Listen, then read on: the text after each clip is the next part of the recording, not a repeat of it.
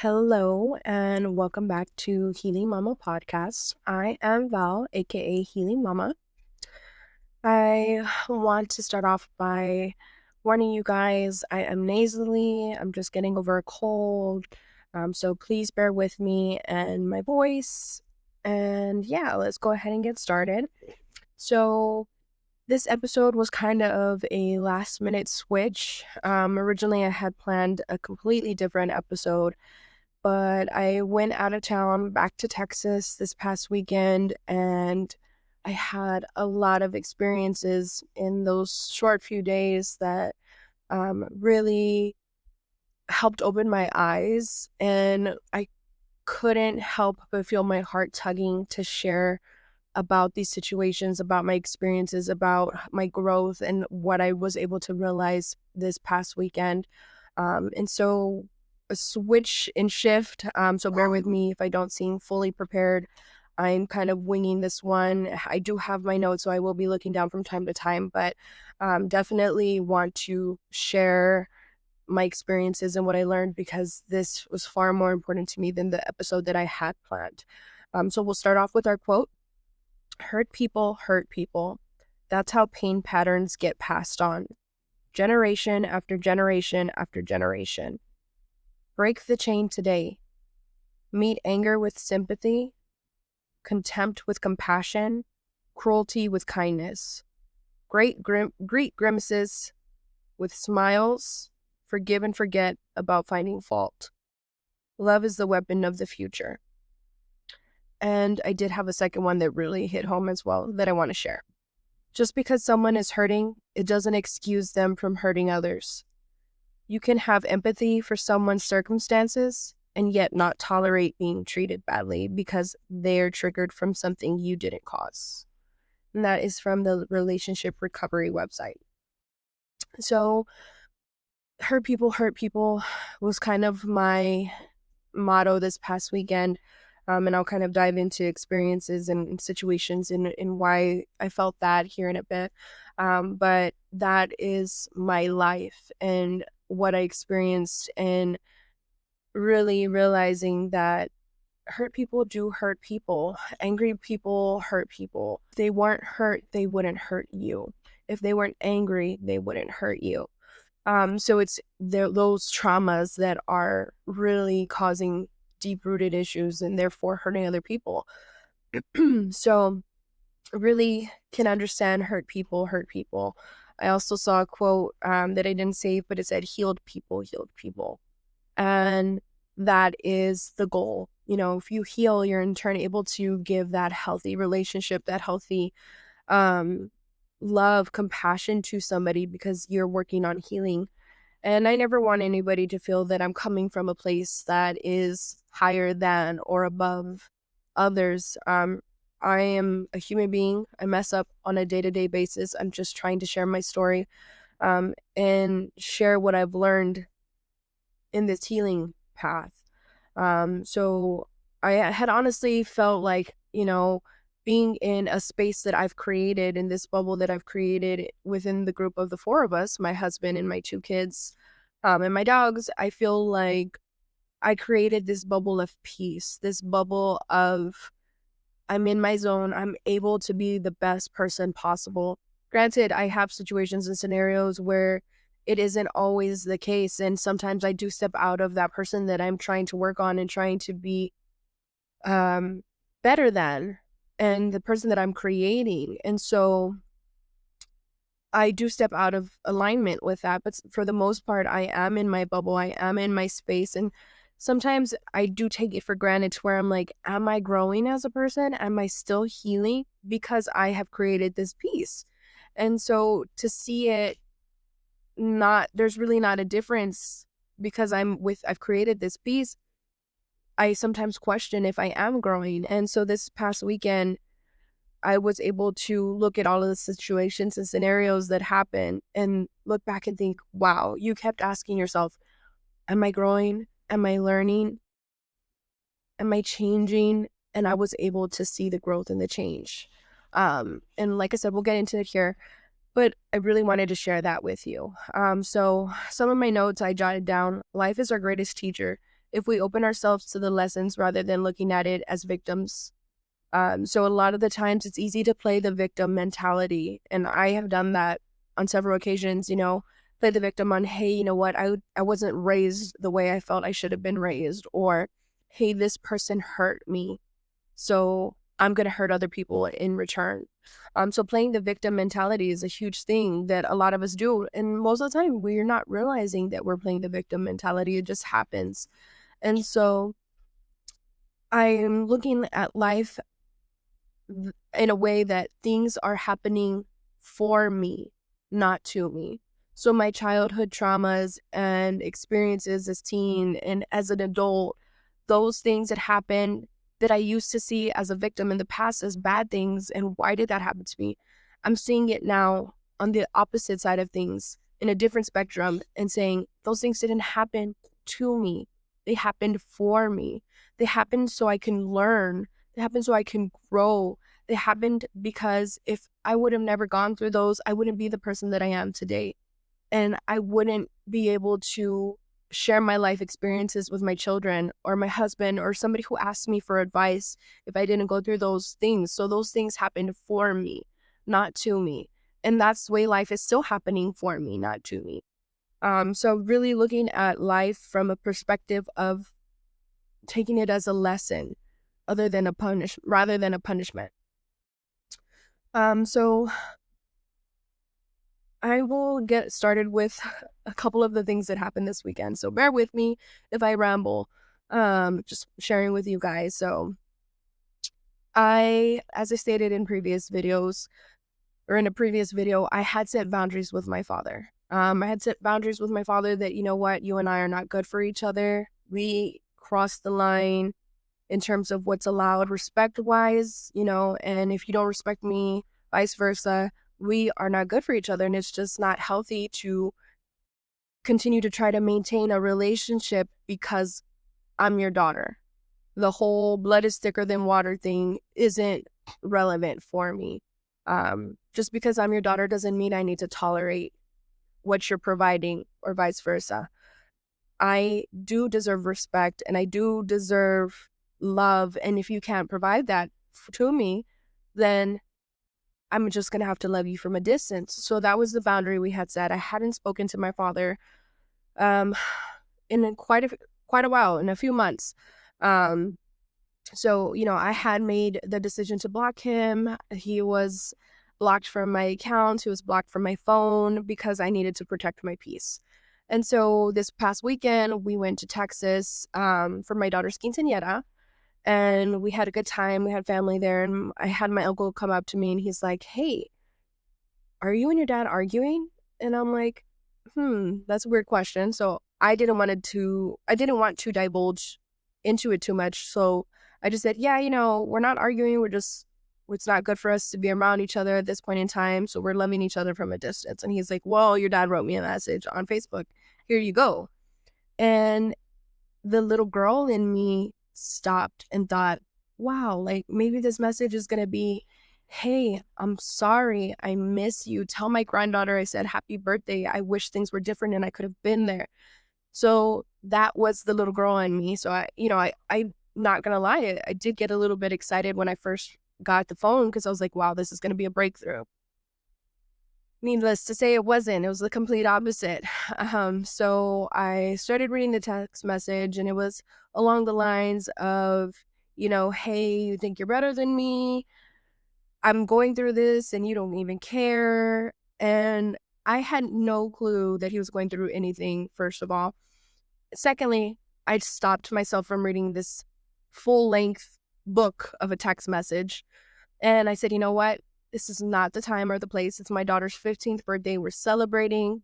And for you to have the nerve to tell somebody to read or to give me that message on my daughter's day shows the level of disrespect that went on, because it's my only daughter's day, my baby's day of becoming a young woman and celebrating with our family.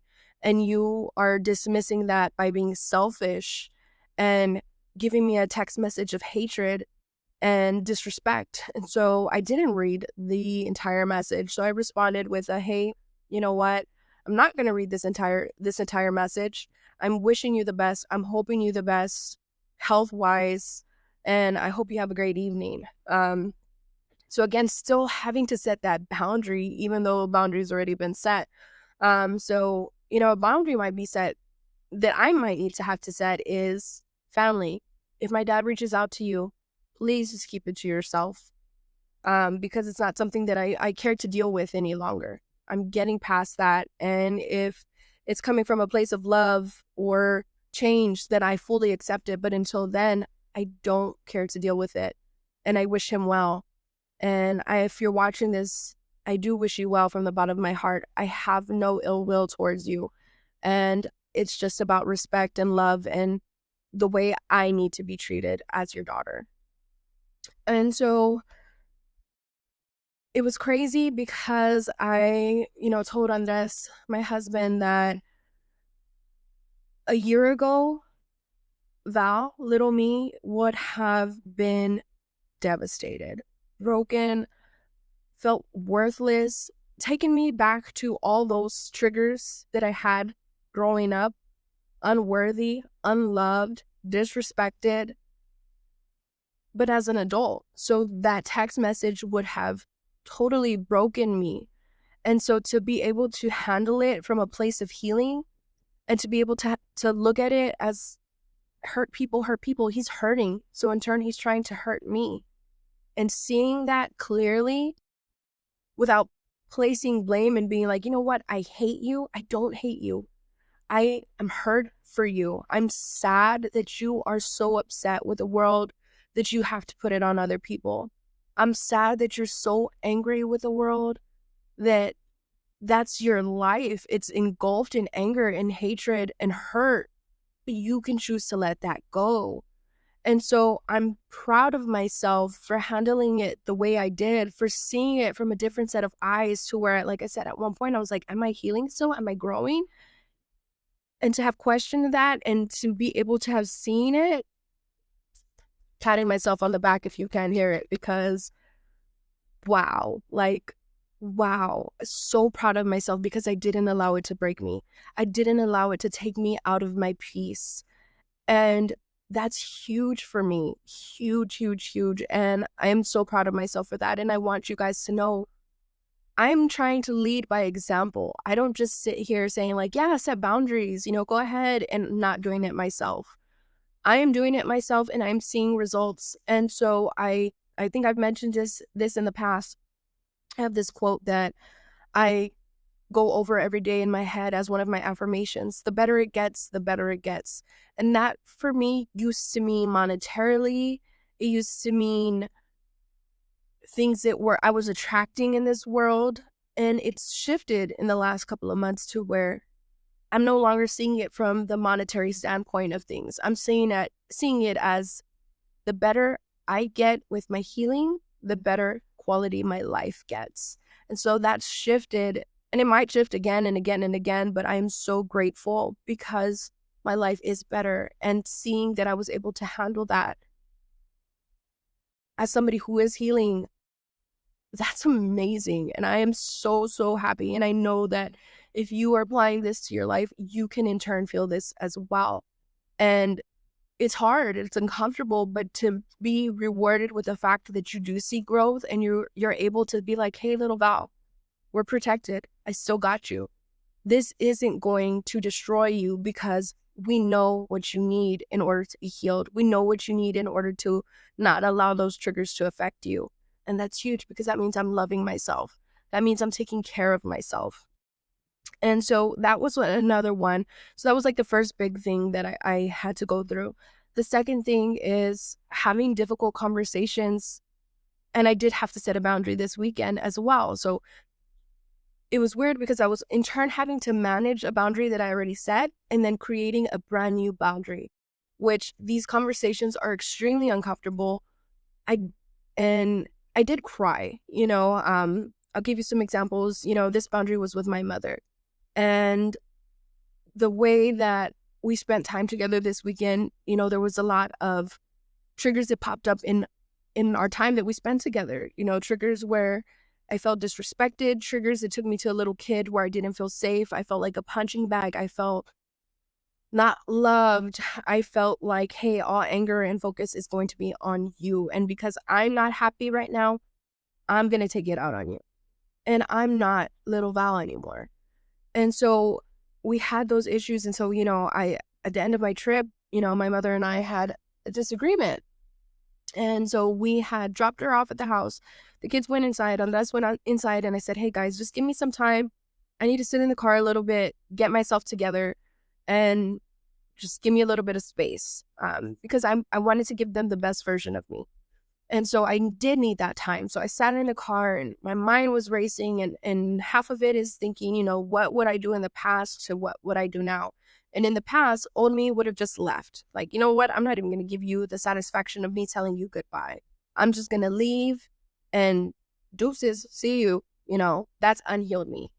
Healed me was trying to figure it out. Like, Val, we can get this together. Like, what do we do? Like, you love your mom. You're not to the point to where you can't handle it anymore. And you have to be like, hey, I have to love you from the distance. There still is some space for growth and some space for us to be better together. And I hadn't felt like I had hit the point too where I had to cut her off. So I sat there and I thought, okay, you're actually going to have this difficult conversation with her and like be deep about it.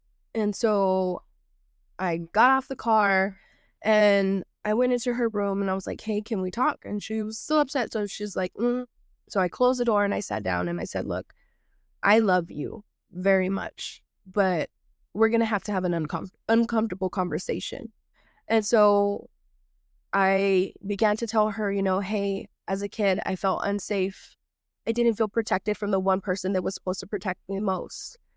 I felt like a punching bag. I felt this, I felt that. And I opened myself up in a way that I had never opened myself up to her. I had never told her how hurt I was or how unloved I felt or how unsafe I felt. I had never truly been vulnerable with her because it is a difficult conversation. So I almost walked on eggshells with her, being afraid to tell her my truth and speak my truth. And so, I told her, hey, and coming back, it made me realize that it's not okay anymore. I'm not going to continue to do this with you. And if you can't respect it, then you need to let me know. So I told her, I'm not going to be your punching bag. I'm not going to let you take things out on me. I'm not going to let you talk to me in a certain type of way. And if you can't deal with this, then you have to be honest with me because this is open floor, The way I'm telling you, in turn, you can tell me what you think. And so we had that conversation. And honestly, I never thought I would receive an apology from my mom for everything that I had been through as a kid. And I had shut that down a long time ago. And being open with her and talking to her, she said, I was trying. Even though it didn't seem like it was my best, I was. And I'm sorry for hurting you. I'm sorry for you not feeling like you were protected. And I cried.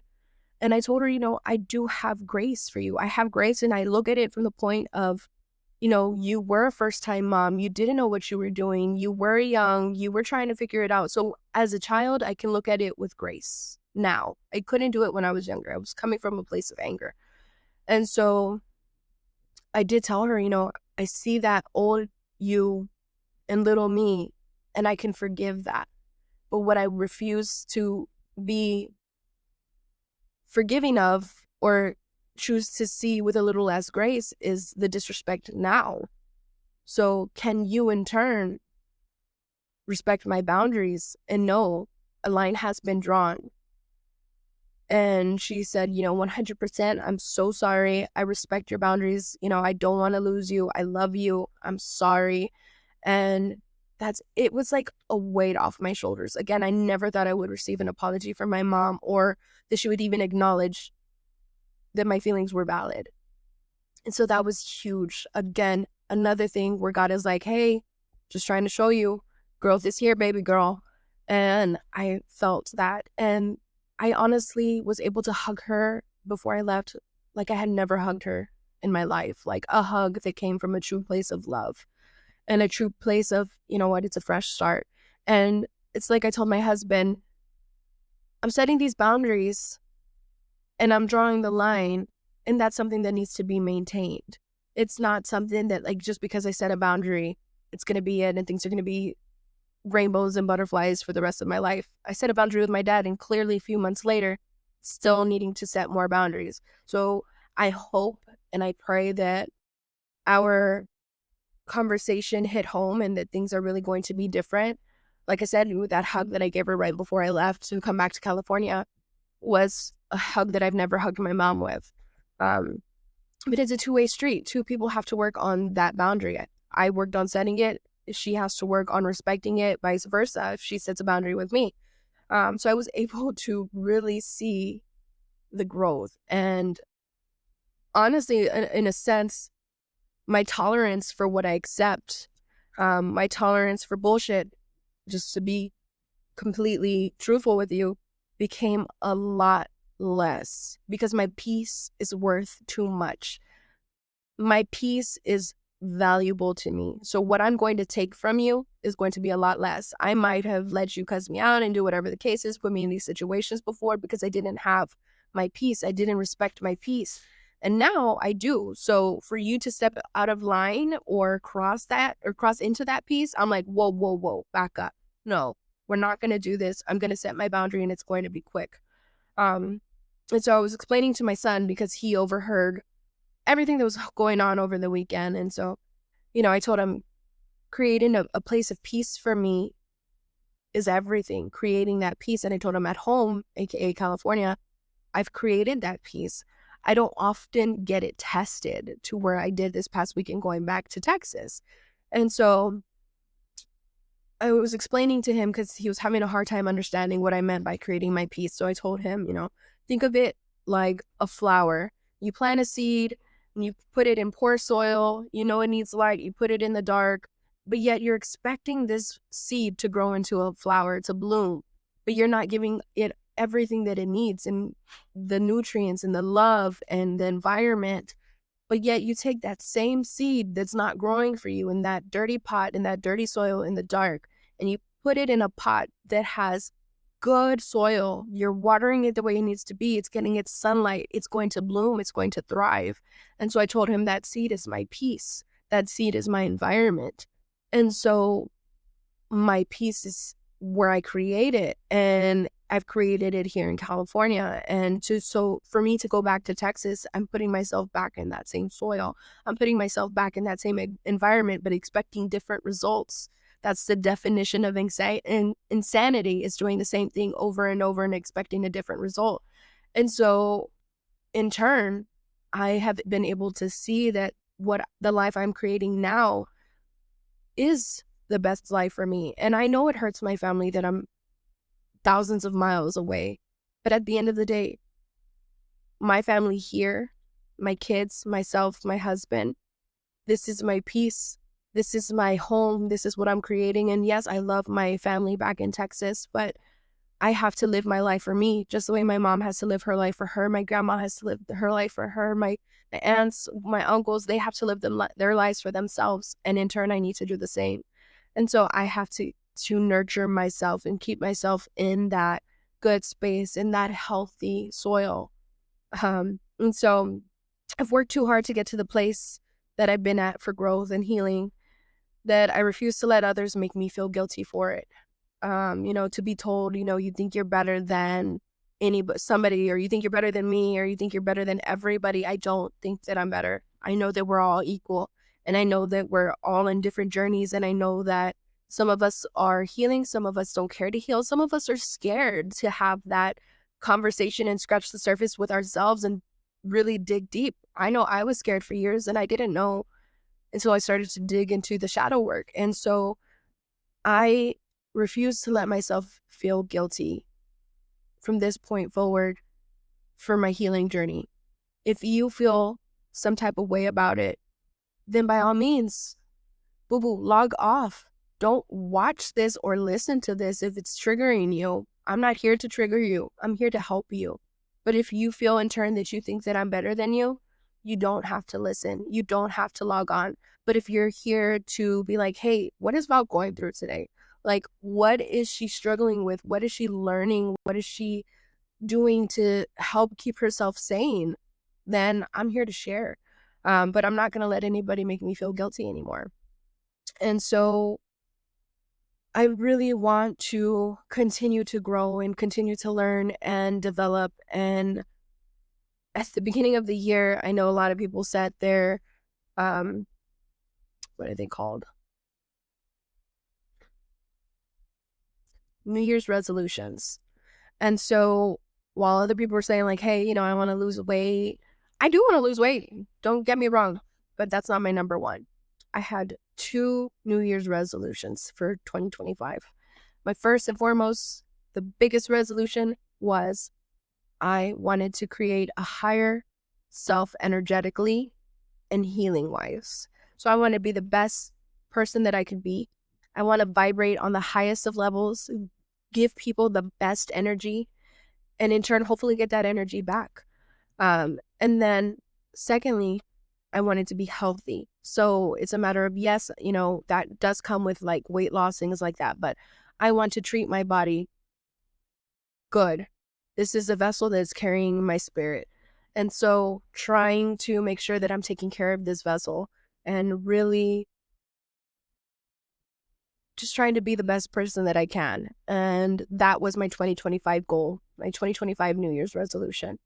And I am so happy that we're in February and I could see growth. And that makes me want to cry because I know where I came from. I know where I started. I know little me, and I know how proud she is that I'm taking care of her.